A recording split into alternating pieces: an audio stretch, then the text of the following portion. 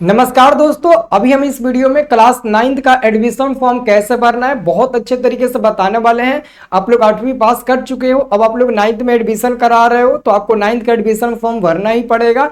और इसके साथ साथ क्या क्या डॉक्यूमेंट लगेगा वो भी मैं आपको बता दूंगा। और एक और बात मैं आपको बता दूं, बिहार के सभी स्कूलों में 9th में एडमिशन शुरू हो चुका है। बहुत स्कूलों में हिंदी मीडियम में फॉर्म मिल रहा है, तो बहुत स्कूलों में इंग्लिश मीडियम में फॉर्म मिल रहा है। जिस भी टाइप का आपका फॉर्म मिल रहा है कमेंट बॉक्स में बताइए या फिर हमारे व्हाट्सएप पर भेजिए। मैं उस टाइप के फॉर्म को भरकर मैं वीडियो बनाकर आपको बता दूंगा कैसे कैसे भरना है। देखो, ये तो आप हर कोई भर सकता है, लेकिन बात आती है ना, इसमें एक दो ऐसे पॉइंट है जो हम नहीं समझ पाते हैं और नहीं समझने के कारण उसमें कुछ भर देते हैं। अब कुछ भर देते हैं, जब स्कूल में जाते हैं फॉर्म जमा करने तो टीचर देख लेता है तो कहता है कि यहाँ पर गलती हुआ है, अब इस फॉर्म को हम नहीं लेंगे, तुम जाओ नया फॉर्म भर के दो, है ना। तो वो दोस्तों आप ही के लिए कहता है, वो अपने लिए नहीं कहता है, आपके लिए कहता है। क्योंकि आपको पता है ना कि आप 9th में एडमिशन करा रहे हैं, अगर नाम के स्पेलिंग में भी गलती हो जाता है ना तो 9th में आपका एडमिशन में वही रहेगा, 10th में जब जाओगे वही रहेगा। 10th में अलग नहीं चेंज होता है,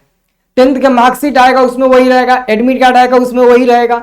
और आगे चलकर ये मुसीबत कहां पर आएगी, जब आप कहीं नौकरी वगैरह करने जाएंगे वहां पर मुसीबत आएगी। 1% भी गलती नहीं होना चाहिए आपका। तो मैं आपको बहुत अच्छे से भरना सिखा देता हूं, 1% भी गलती नहीं होगा, ठीक है ना। आप ऐसे यूट्यूब पर बहुत सारे वीडियो देखेंगे, लेकिन कोई भी कुछ बता देता है ना, कुछ बता देता है व्यू के लिए, तो कुछ नत बता देना चाहिए, है ना। क्योंकि बच्चों लोगों का ना, आप लोगों का लाइफ का सवाल है ना। इसलिए मैं कहता हूं अच्छे से वीडियो को देखना और अच्छे से आपको समझ कर भरना है ना। जब दोस्तों आप देखिए, यही है आपका एडमिशन फॉर्म। एक और चीज बता देते हैं, अगर आपका फॉर्म दूसरे टाइप का होगा तो मैं बता देता हूं। जब कहता है दोस्तों फॉर्म में कि अपना नाम इंग्लिश के बड़े अक्षरों में लिखे, कैपिटल लेटर में लिखे, आप लोग स्मॉल लेटर में लिख देते हो, यही ना गलती करते हो। ये गलती बिल्कुल मत करना। देखो यहां पर दोस्तों बोला गया कैंडिडेट नेम, मतलब कि जो कैंडिडेट है, मतलब कैंडिडेट का मतलब होता है विद्यार्थी का नाम, जो विद्यार्थी है उसका नाम। अब दोस्तों यहां पर कहीं भी नहीं लिखा है कि आप अपना नाम स्मॉल में लिखो या फिर कैपिटल में लिखो, लेकिन जब कोठा दिया है ना तो इसका मतलब यही होता है कि आप अपना नाम कैपिटल में ही भरो। देखो स्मॉल में ए को हम ऐसे बनाते हैं, बहुत लोग ए को ऐसे बनाते हैं, बहुत लोग ए को ऐसे बनाते हैं। तो स्मॉल में अगर ए बी सी लिखेंगे ना तो अलग अलग तरह का अलग अलग हम लोग अल्फाबेट बनाते हैं, लेकिन कैपिटल में ए को ऐसे ही बनाया जाता है। कैपिटल को ए को अभी नहीं को ऐसे ऐसे बनाएंगे, नहीं। कैपिटल में हर एक वर्ड, हर एक अल्फाबेट सेम ही होता है, लेकिन स्मॉल में चेंजिंग होता है। इसलिए दोस्तों जो कंप्यूटर पर चढ़ाता है ना, वो ए को बी समझ लेता है, बी को ए समझ लेता है, तो आपके नाम में गलतियां पाई जाती है और वही आप कहते हो कि कंप्यूटर पर जो चढ़ाया है वो गलती कर दिया। तो ऐसा बिल्कुल नहीं होता है, ठीक है। आपको यहाँ पर अपना नाम कैपिटल में भरना है, जैसे कि मैं भरकर आपको बता देता हूँ। जैसे मेरा नाम रंजन है तो हम ऐसे भरेंगे RANJAN, रंजन कैपिटल में। और आगे आपका लास्ट नेम क्या है, तो कुमार जैसे मेरा है तो हम ए को छोड़ेंगे और लिखेंगे KUMAR। तो जैसे कि हमने नाम आपको लिख के दिखा दिया, ऐसे ही आपको भरना है। वैसे ही आपको अपने पिताजी का नाम लिखना है, पिताजी का नाम लिखिएगा, जहां भी मतलब स्पेस छोड़ने वाला होगा एक कोठा छोड़ दीजिएगा और लिख दीजिएगा। फिर अपने माताजी का नाम इंग्लिश में ही कैपिटल लेटर में, है ना। गार्जियन नेम, गार्जियन का मतलब ये होता है, गार्जियन में आप अपने बड़े भाई का भी नाम लिख सकते हो, चाचा का भी नाम लिख सकते हो, पापा का भी नाम लिख सकते हो, मम्मी का भी नाम लिख सकते हो। आपके घर में जो भी गार्जियन है आपका, आप उसका नाम लिख सकते हो, किसी का भी लिख सकते हो, बशर्ते वो आपका गार्जियन होना चाहिए। मतलब कि आपके जीवन में वो भी आपको ना देखभाल करता हो, मतलब कि आपका वो गार्जियन होना चाहिए। उसके बाद from which school have you passed year, मतलब कि यहां पर 5 नंबर में कहा जा रहा है कि आप 8वीं क्लास जो है ना वो कहां से पास किए हैं। मतलब कि इसके 9th में एडमिशन कराने से पहले आप कहां पढ़ाई करते थे, वहां पढ़ाई आप करते थे जहां पढ़ाई करते होंगे, यानी कि 8वां में आप कहां पढ़ाई करते थे, वहां का टीसी आपको मिला होगा, तो टीसी नंबर इसमें लिखा होगा। जो आपका टीसी मिला है ना उस पर टीसी नंबर होगा और इशू डेट होगा, मतलब उसका इशू डेट कब है, इशू डेट भी वहां पर लिखा होगा। तो आपको क्या करना है, इशू डेट लिख देना है। फिर यहाँ पर स्कूल का नाम, उसी स्कूल का नाम, 8वीं क्लास के स्कूल का नाम यहाँ पर लिखना है। उसके बाद दोस्तों यहाँ पर बोला गया the class in which you want to take admission, मतलब कि आप कौन से क्लास में एडमिशन कराना चाहते हैं, तो हम 9th क्लास में एडमिशन कराना चाहते हैं। ओके, उसके बाद तो दोस्तों 7th नंबर में कास्ट पूछा गया। एक कास्ट होता है, एक कास्ट कैटेगरी होता है। कास्ट का मतलब होता है जैसे कि मैं कुशवाहा हूं तो मैं बीसी हूं, तो कास्ट हमारा क्या हो जाएगा, बीसी हो जाएगा। अब कास्ट कैटेगरी का मतलब हुआ कि बीसी में भी अब कौन से बीसी हो, तो बीसी में हम क्या है, तो बीसी 2 है, बीसी 1 नहीं है, बीसी 2 है ना, बीसी 2। तो यहां पर बीसी 2 नहीं दिया तो हम लोग क्या करेंगे, यहां पर टिक लगा देंगे, है ना। ऑलरेडी देखो 1 मिनट, कास्ट में यही है ना, कास्ट में ऑलरेडी टिक लगाने के लिए ही दिया गया है ना 7 नंबर में, है ना। यहाँ पर ऐसे जगह ऐसे टिक लगा देना है, और आपका कास्ट बीसी है तो बीसी लिख देना है। बहुत जगह क्या होता है ना, BC1 BC2 दिया रहता है, इसलिए मैंने देखा कि कहीं BC1 BC2 तो नहीं दिया है, वैसे ही दिया रहता है। आप देखो इसमें बहुत गलती होता है, अगर इसमें गलती होगा ना तो बहुत ज्यादा नुकसान भरना पड़ेगा।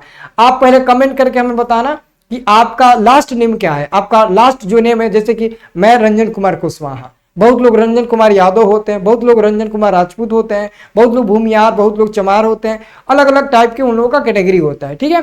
तो आपको अपना नाम पूरा बताना है, तब मैं आपको बता सकता हूं आप किस कास्ट में आएंगे, है ना। तो आपको क्या करना, वो अपना कास्ट भर देना। अगर आप SC1 में है, SC2 में है, या फिर ST में है, या फिर EBC, या फिर OBC, या फिर अदर जैसे जनरल वगैरह होते हैं, आप जिसमें भी है वहां लिख देना और यहाँ पर आप लोग टिक लगा देना, ठीक है। उसके बाद से सेक्स का मतलब होता है आप मेल है, फीमेल है, फिर अदर है। तो अगर आप लड़की है तो फीमेल लिखे, और लड़का है तो आप मेल लिखे। ओके, और यहाँ पर दोस्तों कह रहा है कि new passport size photograph 4 centimetre into 5 centimetre paste here, don't stapler, है ना, डोंट स्टेपल, ठीक है ना। मतलब कि आपको यहाँ पर एक हाफ फोटो चिपका देना है। देखिए हाफ फोटो में भी बहुत लोग ना गलतियां निकाल देते हैं। आपका हाफ फोटो होना चाहिए स्कूल ड्रेस का, पीछे का बैकग्राउंड क्या होना चाहिए, ब्लू ही नहीं तो व्हाइट होना चाहिए। कोई जीन्स पैंट पहन कर एकदम हीरोगिरी वाला जो इंस्टाग्राम पर फेसबुक पर फोटो डालते हैं, वही फोटो उठाकर डाल देता है, वो फोटो नहीं चलेगा। आप सिंपल में स्कूल ड्रेस वाला फोटो यहाँ पर लगाइएगा, नहीं तो खिंचवा लीजिएगा फोटो, ठीक है। अब आइए हम आपको आगे बता देते हैं। अब आगे हम लोग आएंगे 10 नंबर में। 10 नंबर है डेट ऑफ बर्थ। तो आपको क्या करना है, यहाँ पर डेट ऑफ बर्थ डालना है। देखो डेट ऑफ बर्थ अगर इसमें आप डाल रहे हो, एक भी कोटा छूट रहा है या फिर एक भी कोटा बढ़ रहा है, इसका मतलब कि आप यहाँ पर गलत भरे हो। जैसे कि मानते हैं सपोज डेट मान लो मेरा डेट ऑफ बर्थ है 18/1/2003, तो हम यहाँ पर भरेंगे 18/1 यानी कि 01, और यहाँ पर भरेंगे 2003 भरेंगे। देखो यहाँ पर एक कोटा छोड़ दिया है, गजब करते हैं जी। मतलब ना जब फॉर्मो देते हैं लोग ना तो अच्छा फॉर्म नहीं देते हैं लोग, फॉर्मों में लोग गलती कर देते हैं देने में, अब तब बोलते हैं कि हम लोग भरने में गलती कर देते हैं। कितना बेवकूफी की बात है। डेट ऑफ बर्थ कैसे लिखते हैं, ऐसे लिखते हैं ना 18/0/01, ऐसे 2003 लिखते हैं ना 2003। तो 2 गो 2 4 गो 4 4 8 गो होना चाहिए, लेकिन 7 को दिया, बेवकूफी वाली बात है, ऐसा नहीं होना चाहिए। 18/01/2003 ऐसे हम लोग लिखेंगे। एक एक्स्ट्रा में आप लोग ऐसा करके लगा देना, अगर नहीं होगा तो, नहीं तो टीचर से पूछना, वो भी बोलेगा यहाँ पर एक्स्ट्रा करके लगा दो, ठीक है। और उसी को यहाँ पर वर्ड में लिखना है, वर्ड मतलब कि इंग्लिश में ही वर्ड में लिखना है। जैसे कि यहाँ पर क्या है 18, तो लिखना 18 जनवरी 2003, आप क्या लिख देना, इंग्लिश में लिख देना। उसके बाद यहाँ पर नेशनलिटी, है ना, नेशनलिटी मतलब कि आप समझ रहे हो, है ना, इंडियन नेशनलिटी। और उसके बाद से आप देख सकते हो आधार नंबर। आधार नंबर का मतलब क्या हुआ, जो आपका आधार कार्ड है उसका जो नंबर होता है ना 12 अंक का, वो आपको लिखना है।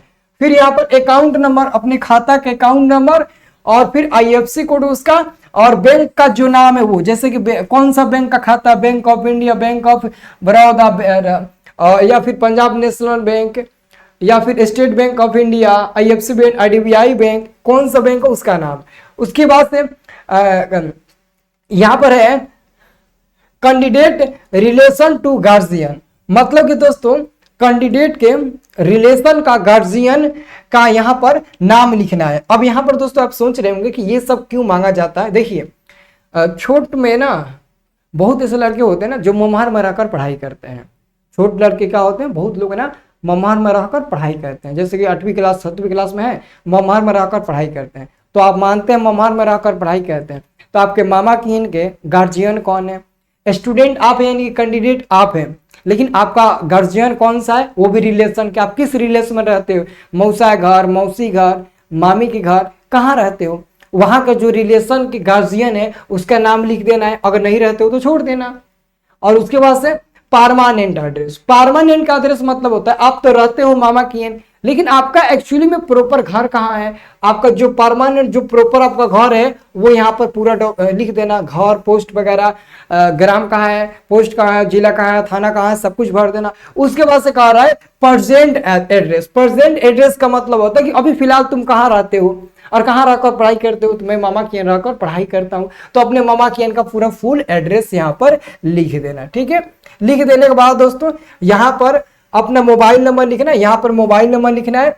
उसके बाद यहाँ पर अपना सब्जेक्ट चूज कर लेना, आपके ऊपर है आप कौन सा सब्जेक्ट चूज करते हैं, क्या ऑप्शनल भी सब्जेक्ट आप रखते हैं, अपना सब्जेक्ट आप लोग चूज कर लीजिएगा। ठीक है, उसके बाद से दोस्तों नीचे आपको आना है, यहां पर दोस्तों कह रहा है सिग्नेचर ऑफ गार्जियन इन है ना, यहाँ पर और थोड़ा सा नीचे नहीं दिख रहा है क्या लिखा है ना, प्रेजेंस लिखा है ना, हाँ, मतलब कि यहाँ पर गार्जियन का सिग्नेचर चाहिए और यहाँ पर कैंडिडेट यानी कि स्टूडेंट का सिग्नेचर चाहिए, बस यही दो सिग्नेचर चाहिए और आप फॉर्म को फिल कर दीजिएगा, दे दीजिएगा, आपका एडमिशन सक्सेसफुल हो जाएगा। ठीक है, यहाँ पर एक और चीज मेरे से छूटा था क्या जी, ईमेल आईडी कहीं छूटा था, हाँ, यहाँ पर ईमेल आईडी। दोस्तों ईमेल आईडी हर हालत में आप लोग भरिएगा, ईमेल आईडी हर हालत में भरिएगा, क्योंकि ईमेल आईडी नहीं भरिएगा ना तो बहुत प्रॉब्लम हो सकती है। प्रॉब्लम ये होगी कि जब आपका एडमिशन सक्सेसफुल हो जाएगा ना तो जो कंप्यूटर पर चढ़ा देगा कि आपका एडमिशन हो गया, वो आपके ईमेल पर मैसेज करेगा कि डियर स्टूडेंट रंजन, आपका एडमिशन सक्सेसफुल हो चुका है। वो ईमेल पर ही मैसेज करता है, मोबाइल नंबर पर मैसेज नहीं करता है। वो इसलिए नहीं करता है कि आजकल के दोस्तों जमाने में ना नेटवर्क के प्रॉब्लम के कारण एक मोबाइल से ना एक मोबाइल नंबर से कई जगह फोन लग जाता है, तो कई जगह मैसेज भी चला जाएगा, इधर उधर हो जाता है, इसलिए ईमेल पर ही डायरेक्ट मैसेज भेजा जाता है। इसलिए अब लोग ईमेल आईडी जरूर डाल दीजिएगा, नहीं होगा बना लीजिएगा, नहीं तो किसी दूसरे का डाल दीजिएगा, अपने घर वाले का। ओके, तो ये आप लोग अच्छे से भरिएगा, कहीं भी गलती नहीं होना चाहिए। और जो भी प्रॉब्लम आ रही है, अगर आपके यहाँ का ऐसा फॉर्म नहीं मिल रहा है तो कमेंट बॉक्स में बताइए, मैं उस टाइप के भी फॉर्म का वीडियो बना दूंगा, बस आपका सही होना चाहिए भरा हुआ। ठीक है, ओके।